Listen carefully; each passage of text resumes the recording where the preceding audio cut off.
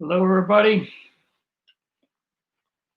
Doing three things at once, as usual, and not paying attention to my lifetime. I've got the Wall Street Journal. I've sat on the front porch. It was a balmy 72 degrees here in Phoenix today. I sat on the front porch and talked to the neighbors walking by all morning. I had my coffee and Cheerios and fruit and enjoyed the best paper in the world, the Wall Street Journal. I'm convinced of it. The more I read it, I hope I'm not biased, but I really think it's a well-written paper with very interesting articles, and I hope I've convinced you of that. So a few articles today. First of all, doing more tests on the new Apple phone i12. I've looked at it a little bit, trying to figure out whether I want to buy it for my wife or not. I think we're going to hold off a little bit. But one of the focuses on the test today I thought I'd share with you. They tested various functions of it, but the 5G test I thought was very interesting, and because that holds a lot of promise, and many people are saying that they could buy an iPhone and they're suddenly on 5G. Well, that depends on the city you're in and where you are in the city, by the way, and we'll show that here briefly. So the tester bought a new iPhone 12 and tested it in Jersey City. Now, she went right next to the tower and tested her phone with a download and got 3 gigabits per second transfer speed. Unbelievable. It blows away Wi-Fi by far, right? That's a tremendous speed improvement. So that's right next to the tower, by the way. She's literally standing right next to the tower. Now she goes, her house is a block from the tower. Or at least the house that she's doing the testing. I'm not sure it's hers. So she goes a block away to this house and sits on the front porch and gets 800 megabits per second. Pretty decent speed, but a huge drop off in one block. And then she goes inside the house and can't get 5G anymore. She drops to 4G. So distance to 5G is everything. It is everything. And so right now, if you're a city dweller, I think it's going to be a great phone for you. You're going to have lots of towers, lots of very short distances to a 5G tower, and very dense antenna base, right? And it's going to make a lot of sense for you. For everybody else, I'm not sure it makes sense by itself if you're just looking at 5G. By the way, the best use they thought, because of the 5G, in the past we've used phones as hotspots for laptops. As 5G gets better and better, and as we get better coverage, you're going to see that being a big deal, because now you're going to be able to take your laptop anywhere and get basically Wi-Fi speeds, and that's going to be a huge deal. Watch for that. That's a trend that Lee is predicting, and that really dropped off a lot, right? I'd be interested, those of you that actually use a phone anymore as a hotspot. I don't see it that often anymore. But so, by the way, the side effect of the 5G, it really drains the battery. A few big movie downloads really had drained the battery by 15%. And the testers will say the phone gets really hot enough that you want to set the phone down on these big downloads on 5G. So when it's using 5G and doing, a 3 or 4 minute download. So we'll watch that as it goes further and they start to sell lots more iPhones, and we'll see how that works out. So I thought that was interesting. Give you a little perspective on 5G. So another side effect, unintended consequences of the pandemic, home offices and what the battle is around home offices. So it appears that they're battling leaf blowers. I didn't know this was a thing, but what I'm hearing is many home associations actually have rules against leaves accumulating in your yard. I didn't know that. In Phoenix, we don't really have a problem with leaves accumulating in our yard. They're required to clean it up. And these Zoom workers, and online conference workers are dealing with these loud gasoline 2-cycle. By the way, most of them are 2-cycle, really noisy lawn blowers and leaf blowers in the background. By the way, Zoom announced on their update call the other day that they're working on a silencer option for their Zoom conference calls that will remove a lot of the background noise of leaf blowers. It's that big of a problem, by the way. They're aware of it and they're working on it. They actually, technically, I thought this was interesting. Some of you won't find it interesting, but leaf blowers are low frequency and it's a long wave. So the problem with long waves is they travel through walls and windows pretty well. So in fact, in the background, it's interesting. Down at the end of the street, the HOA crew is doing lawn blowing. You may not be able to hear it, but I can hear it as I speak on this call. So it's interesting. It's a problem everywhere. But so this low frequency is a problem, and the revving is a problem. The human brain will take a constant background noise and tune it out. But when it goes up and down, then we have a problem with it, and it's irritating, much more irritating and disturbing. Obviously, electric blowers are the answer. They haven't quite got up to for the landscape type unit companies. They haven't got to the point yet that they're working well all day long without frequent battery changes. And the power of the electric ones, the gas ones, are really good. Commercial gas ones are really good. So again, another change we'll see maybe in the market and in our neighborhood noises around home offices and the indirect effect of it. That's interesting, though. The Zoom could maybe take that noise out. Zoom, by the way, does have some options. If you haven't looked at them, I worked with a group that has to do music over Zoom calls. And there's a lot of great options that you can make that music very well, sound very well. And a lot of people are doing music instruction and stuff, and you have to use those settings. So I assume some of the other conference calling software has the same options. Okay, third article. How will Biden end fracking? We hear different things about I will end fracking, and then it will kind of go away. And so, you got to look at it and say, well, how's he going to do that? He can't ban fracking. Okay, so this is the problem. I always get in controversial arguments with people on, a president can't do legislation. Okay, so, how can he ban fracking? Well, what he can do is indirectly do what I call regulatory bites. He can take little regulatory bites. Each one of them won't matter much, but when you put 20 of them together, it's a big deal. And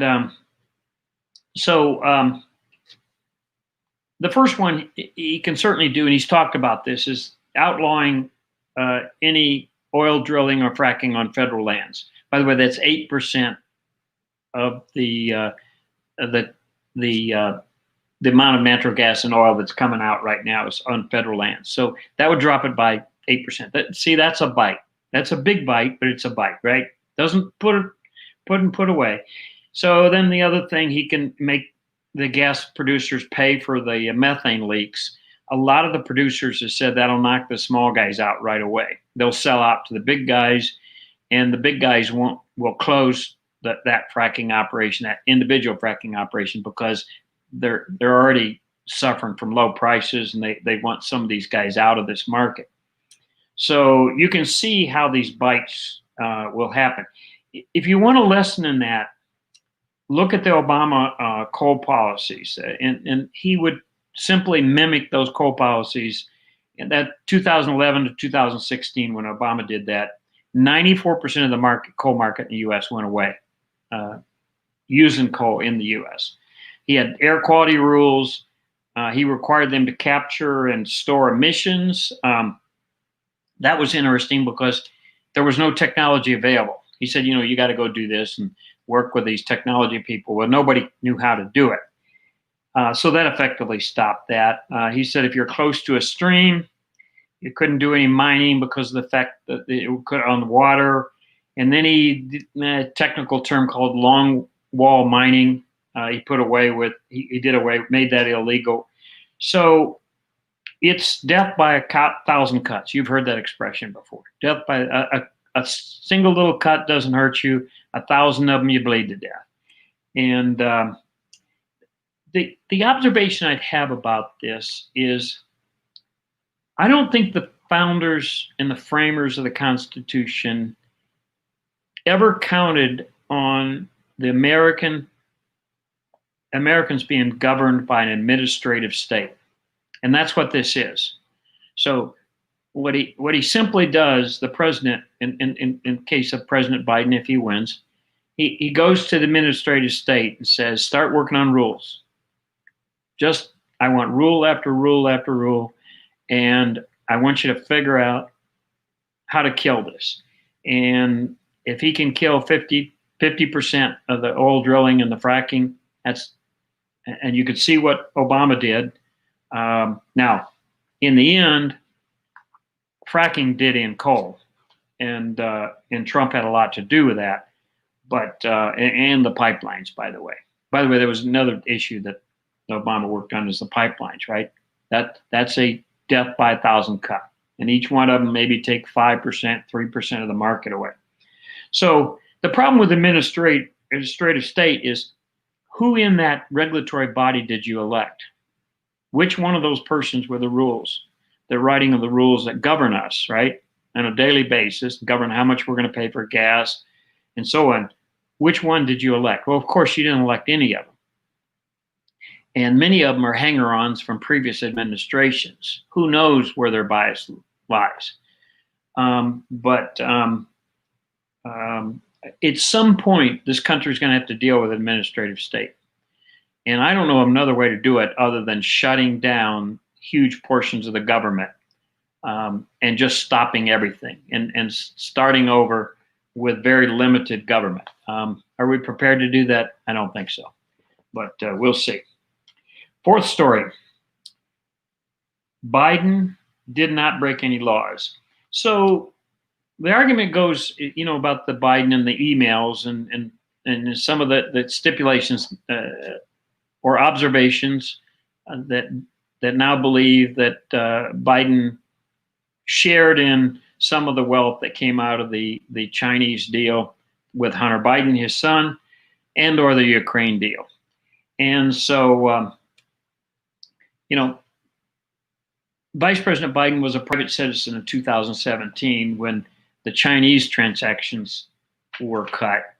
So at some point you could say that was a private deal, and as a private citizen, he can get all the money he wants from China as long as it, passes regulatory issues. So, but the other way you look at it, you says, and I wrote this down, any transaction that it would made him or his son partners with an entity tied to the Chinese government, and this, by the way, raises questions about his judgment and how he would handle China. So you got to look at the world we live in now. Going forward the next 4 years, where do you think the president's largest foreign policy issues will be? So you really got to put Russia and China right up at the top of the list, right? I don't know how you could put anybody. I mean, you could make a play for North Korea. That's been real quiet now for a while, and Trump doesn't get any credit for that, of course. But you got to put China right up at the top. uh, in anybody's list, China will be number one or number two. In anybody's list, right? Anybody that's not disingenuous and trying to escape from this. So if China is at the top of that list, and remember all the noise about Trump being buddy-buddy with Putin, this far surpasses any Trump buddy-buddiness with with Putin. So that's, I think, the way you've got to look at it is this thing about lock them up and illegal and thing may or may not be true as this thing uncovers, and if it's even true. But the other thing I think voters really need to look at is, do we want a president there that his son and possibly him, certainly, and I've read, by the way, there's an 80-page dump of some of the emails. I've gone through them. They're painful. Lots of them don't say a whole lot, but lots of them are, especially with the Ukraine deal, with is our government trying to tie our government to protecting this oil company in the Ukraine that many people believe was corruptly started anyways, and the way they obtained the license was corrupt. But anyways, it is interesting reading some of the things they're doing and some of the contacts they have, and the contacts they have contacts in government, and they brag about it. By the way, they hire a guy he's got a federal license, regulatory license to behave with foreign countries, to interact with foreign countries. So, and they went after him specifically because he knew certain people in the government and certain people in private industry that could help that Burisma, that oil company in Ukraine. So anyway, very interesting reading. I may talk about that later after I read more. So the Google damage, and I wanted to share some screens with you. And I think Wall Street Journal did some really good comparisons with looking at the Google. So many of you know that Google's now got the Justice Department has an antitrust action that they've just taken against Google, and so I wanted to talk to you a little bit about that. If you look at here, and I know you can't read some of this, but the green bar is the Google share of search worldwide, 92%. And then 95% of the mobile traffic, which is the second green bar. Look at digital ads. 40% of digital ads are purchased on a Google platform, and 50% of digital ads are sold on a Google platform. Okay, so they certainly have that market. Smartphones, Google runs, which Google controls Android, which runs on 75% of the smartphones worldwide. iOS, obviously, and has most of the rest. Apple's iOS. So in the U.S., by the way, that would number 60% of that number would be Apple in the U.S. because Apple's really got a huge. But rest of the market, in the worldwide market, Android or Google has tied up. So so Maps. Scroll through this and just look at a couple of my maps. Google Maps has 70%. You say, well, they have 70%. Well, no, their next biggest competitor, Waze, has 70%. They bought Waze. Okay, so the only one left really is MapQuest and Apple Maps, which has 17% total of the total map market. So they own that map market. The video market, YouTube. Google owns YouTube. They have 73% of the online video platform market. Browsers, Chrome browser is the Google browser. 66% of browser usage worldwide is that. Smart speakers, again, Google has 40% of the U.S. market on smart speakers. Cloud computing, 6%. Not huge, but large. Smart watches, 6%. I think that's about it on that. So So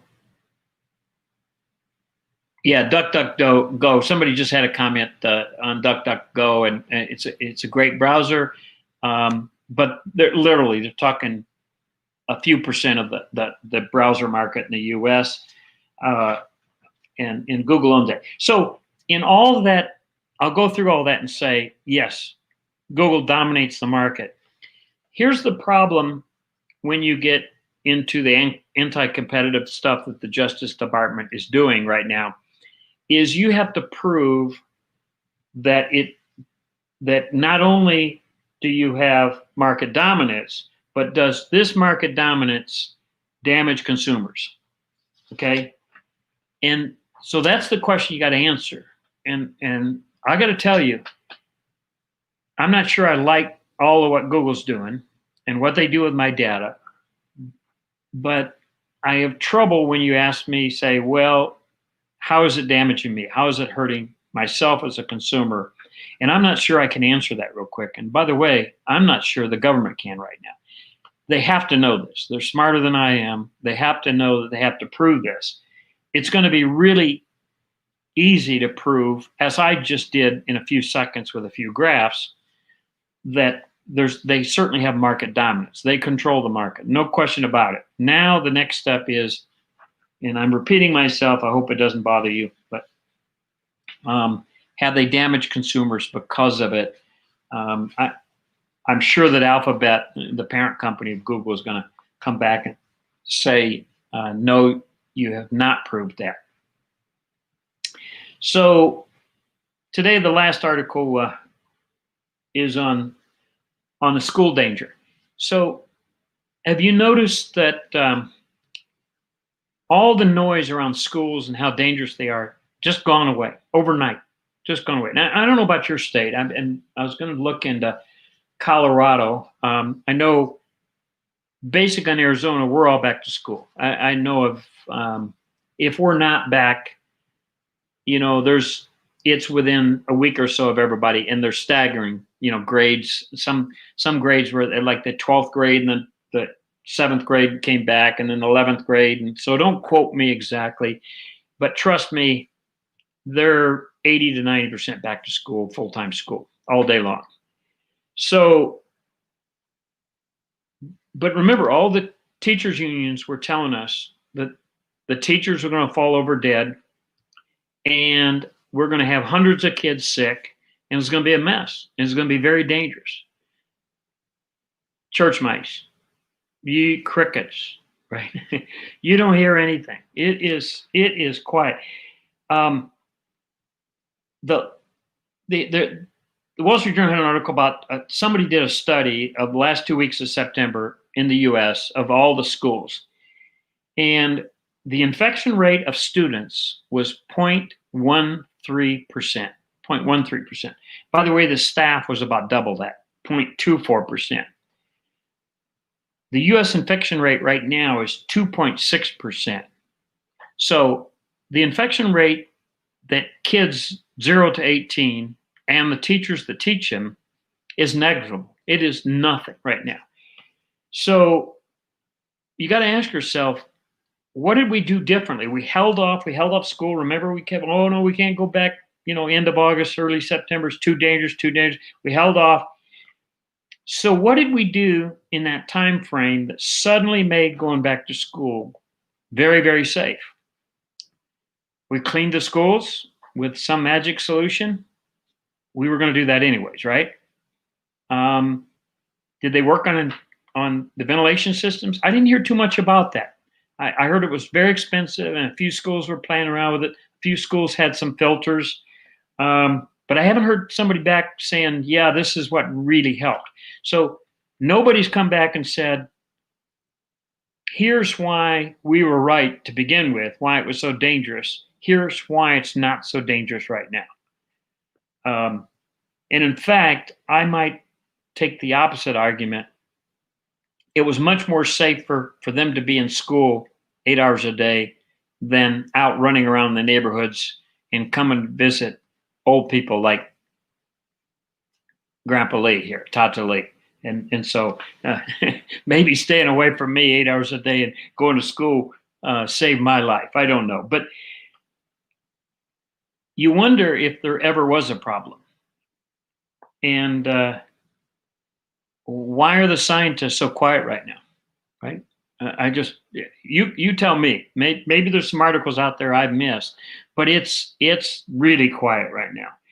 And in fact, I'm convinced within a few weeks we're going to start 2 to 3 weeks. We're going to start hearing about the flu, and it will overtake anything that we're dealing with on the COVID right now in school age people. But I'm convinced there was never a problem.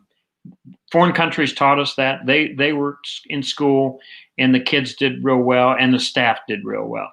And by the way, daycares, while half of them shut down in the U.S., the other half kept going with almost no problems, and with no problems with their staff and I say no, you know what I mean? I mean this low infection rate of 0.13%.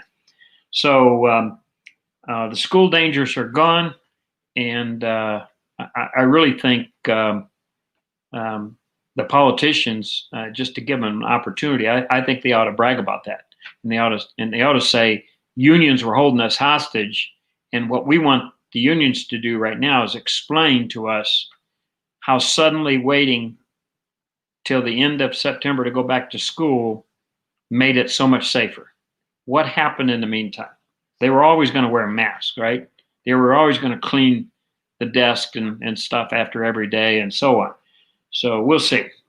So hope you enjoyed the articles today. Thanks for the comments, and send me some comments later. If you see some things about schooling and stuff, issues and stuff, every issue I've seen is a school has 1 or 2 infections and they go crazy, right? And they've got, 400 to 600 kids going there, and they call it an outbreak. By the way, in Arizona, it only takes 2 kids in one school that don't know each other. Okay. If they're disconnected from each other, they call that an outbreak. It's ludicrous. So cheers. Have a great day. I'll see you later.